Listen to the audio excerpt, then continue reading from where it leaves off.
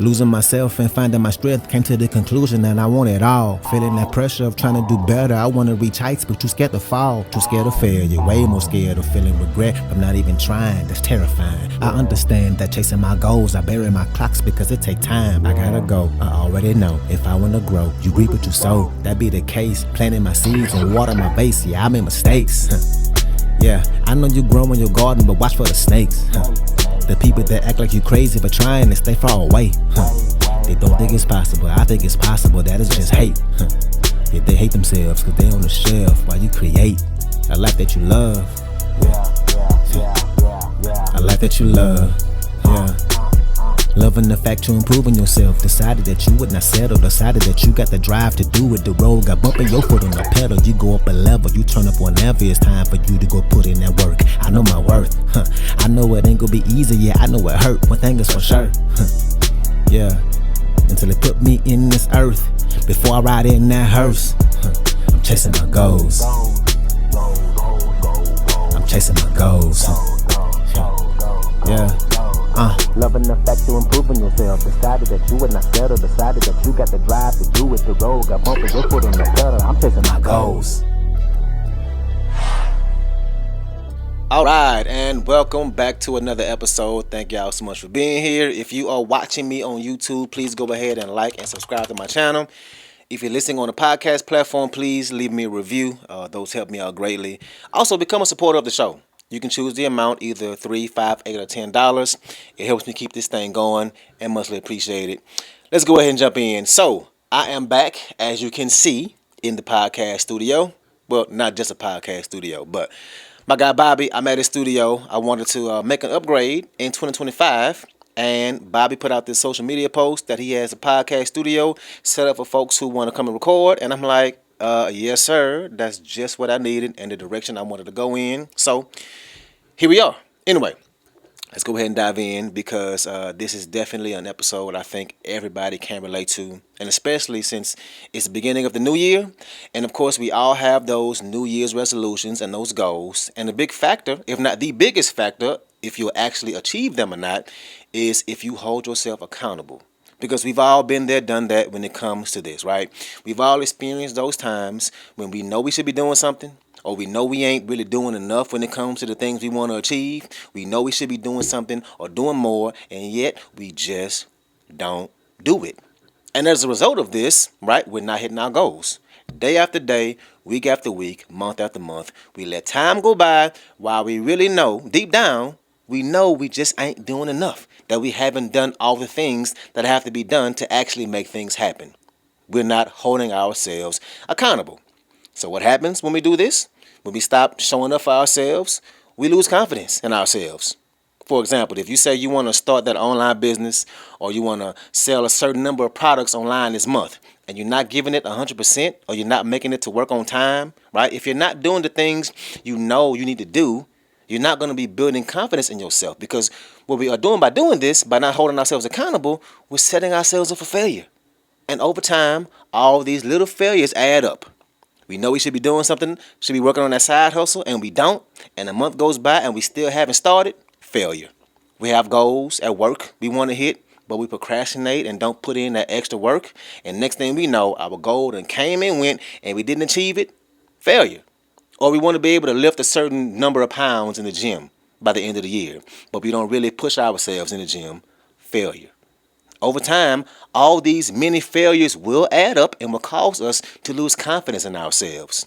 We start thinking that we're not capable, or we doubt ourselves. We lose confidence, right? When the honest truth of the matter is, we just haven't been holding ourselves to a standard we should be holding ourselves to. But again, it's 2025, a new year, not a new you, but a you that's focused on growth. A you that has made a conscious decision that you're going to end the year better than you were last year. And I'm definitely on that journey with you. I'm trying to do this myself. I'm trying to outdo myself, outdo what I did last year. And I know that in order to do that, I'm going to have to do the work and I'm going to have to hold myself accountable. So let's get into this. 5 ways to hold yourself accountable. And before I start, let me just say, this definitely is one of those episodes where I ain't telling you things that you don't already know. We know this stuff already, but it's good to hear it and be reminded of it. So here we go.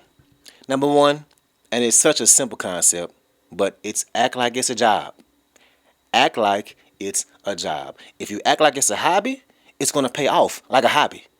If you're starting a business or working towards growth or working towards getting better at something, whatever that thing is, if you treat it like it's a hobby, you'll get hobby rewards from it.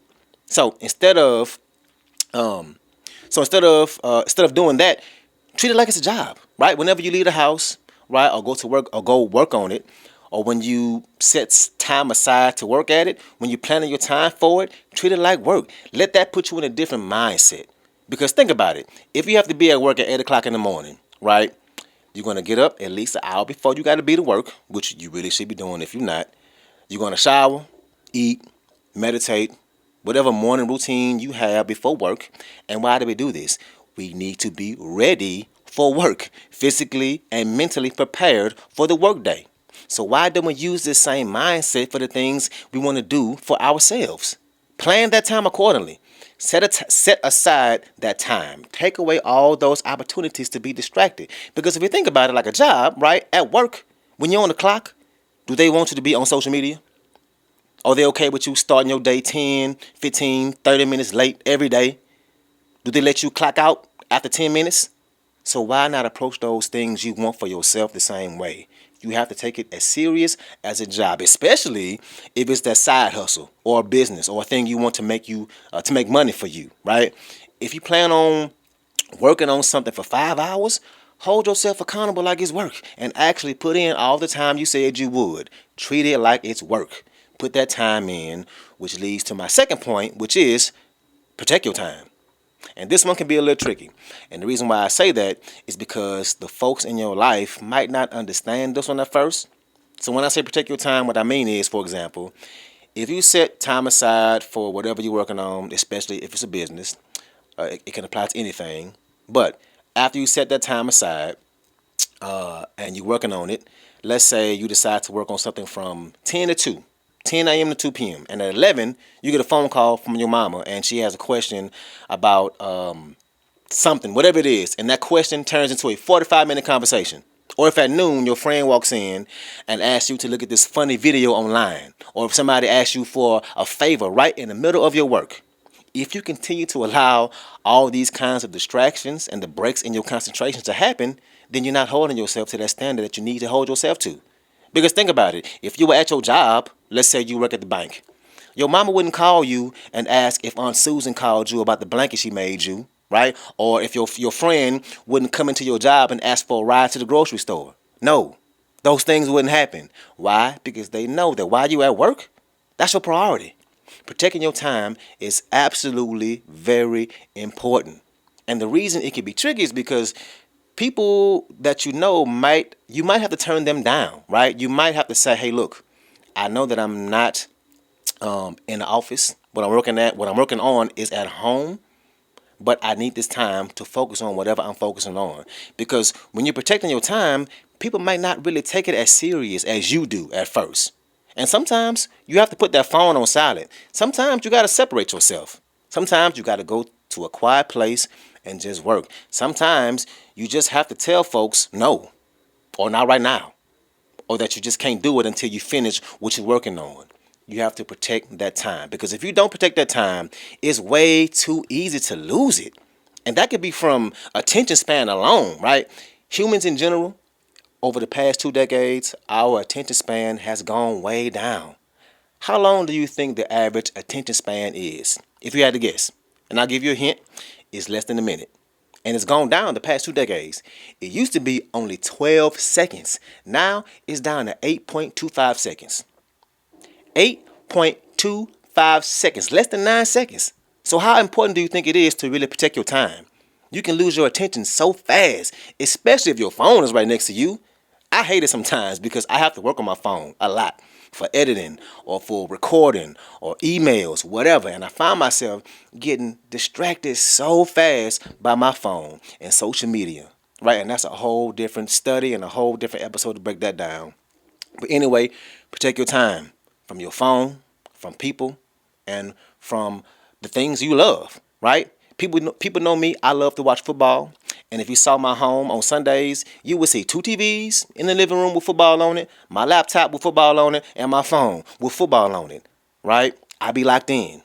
But that can be a distraction. So I make sure that I try and get all my work done before Sunday because I know that distraction is strong.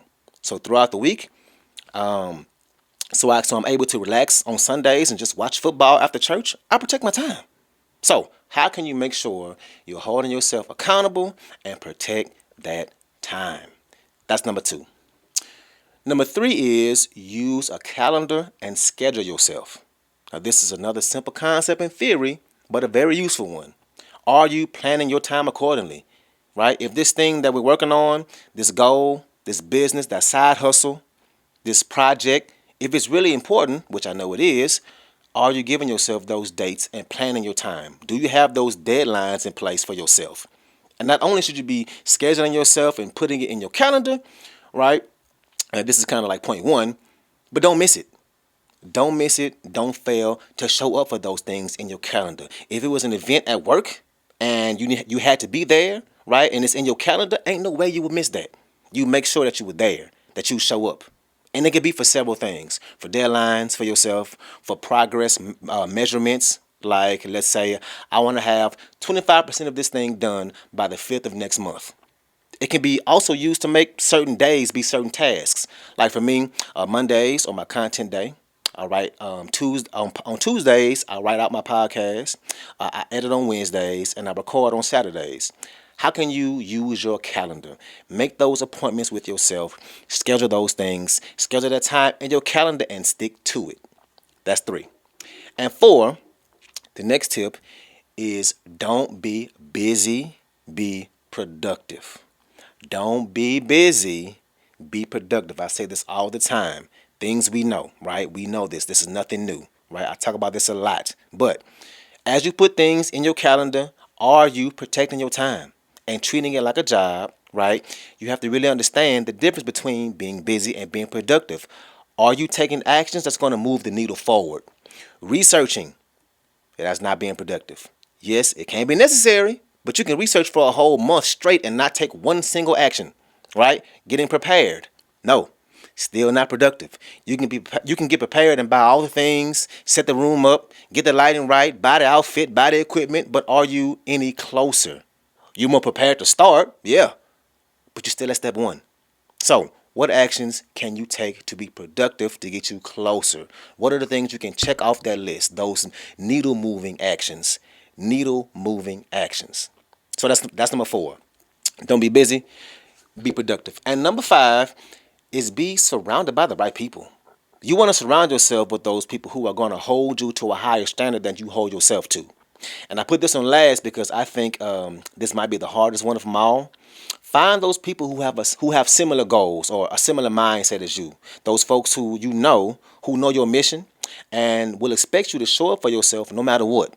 For example, I have a friend that I met online on Instagram, and she does fitness and has clients like me. And we kind of have this unspoken competition with each other. Whenever she sees me post something clever, or if I announce something new I'm doing, she'll message me and congratulate me. And then the next day or two, or next week or whatever, I'll see her post something very clever or unique, right? And we kind of let each other motivate ourselves, right? In a sense, we are holding ourselves accountable. Another easy example is if you're watching me on YouTube right now, right? This is the studio. Bobby's studio. He wants to grow his studio and what he's doing, and I want to grow what I'm doing. So here we are, both putting in the work, both having that growth mindset. Find those people who can actually hold you accountable. It can be tricky, right?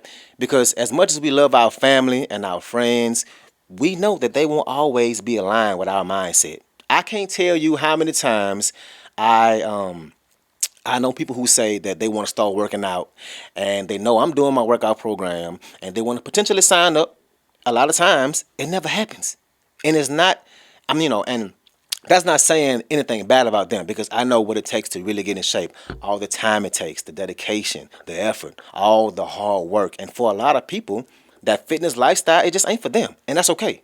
Potentially it could be something for them down the road, Because over time you can work on that mindset, of course, and change it. But right now, for a lot of people, they're not in alignment with that kind of mindset.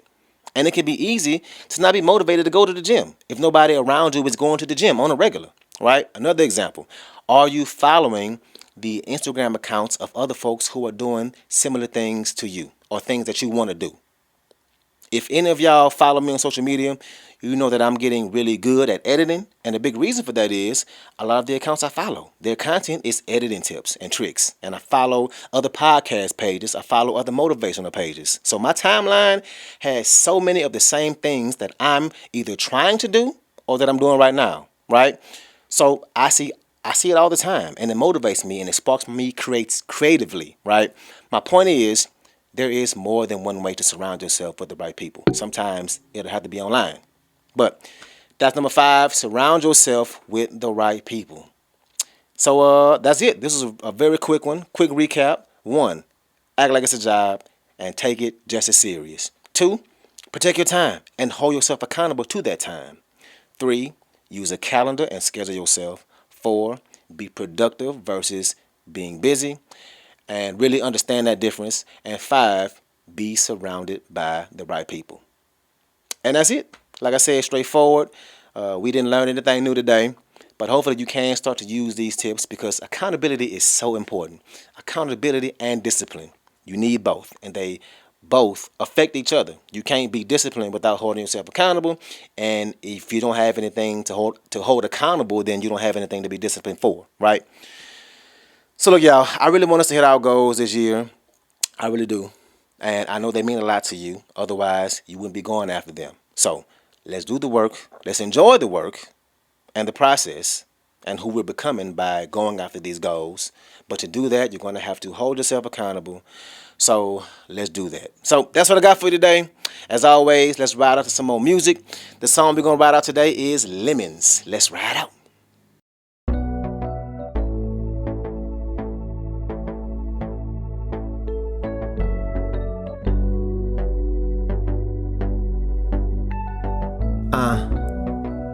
You know, it's easy to figure out that you don't always win. But like they say, life is 9 to 10. 10% of what happens to you, the other 90%. Life gave me lemons, now I got the juice. I hit the booth, and I tell the truth. I talk about me, and what I've been through. Then I got hot, like I got the flu. I could be a choreographer, cause I'm making moves. Yeah, I got the moves, I do it so smooth. They know I keep it lit like I made a fuse.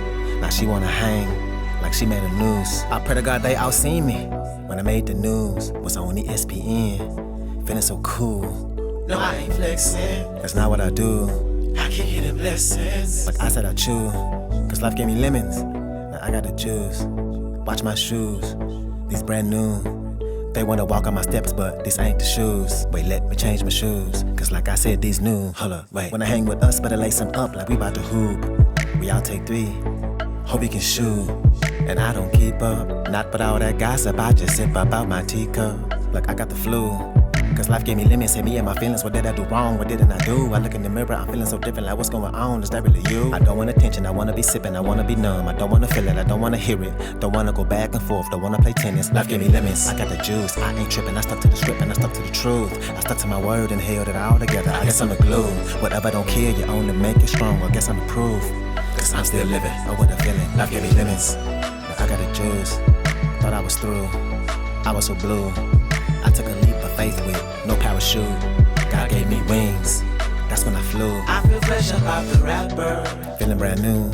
If you only knew what I've been through. Don't ever stop grinding, bruh. Hope you never do, cause when you start climbing up, you will love the view. Cause life gave me lemons, now I got the juice. Was in a bad mood, still a good dude. I needed doors to open for me, they wouldn't move. Got my foot in the door, don't mean to intrude. Cause life gave me lemons.